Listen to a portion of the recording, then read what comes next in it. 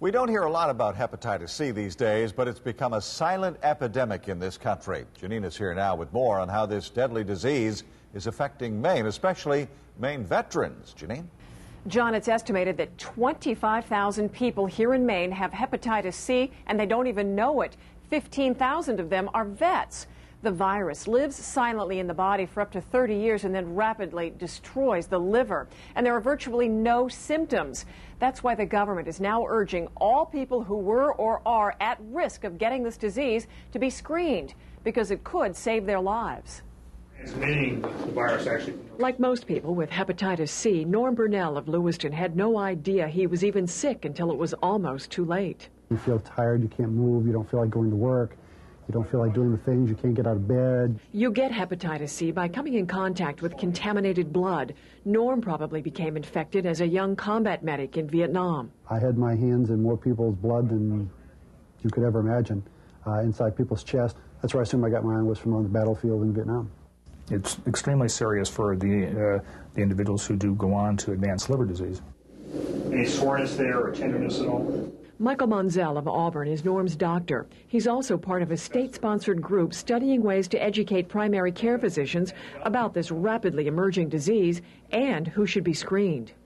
Having served in the military put Norm at much greater risk for contracting hepatitis C.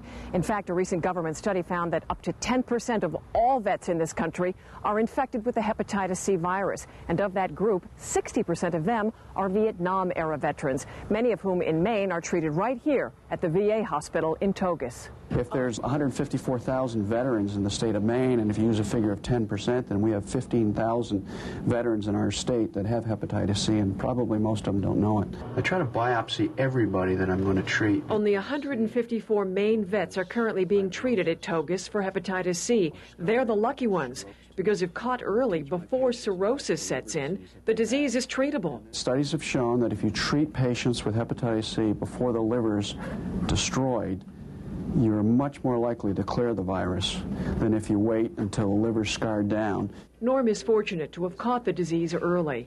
He recently finished treatment with interferon injections, and the virus is in remission. And I've been able to maintain a pretty good lifestyle. I diet and exercise as much as I can. Been doing pretty good. Although he's not saving lives in Vietnam anymore, he is here in Maine.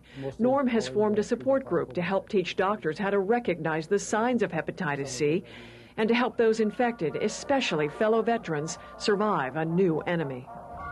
And we do wish Norm the best of luck. The support group that he founded meets the first Thursday of every month at Central Maine Medical Center in Lewiston. If you think you're at risk, talk with your doctor. And any vets who want to be screened can go right to Togus or the VA clinics that are in Bangor, Rumford, and Biddeford. John?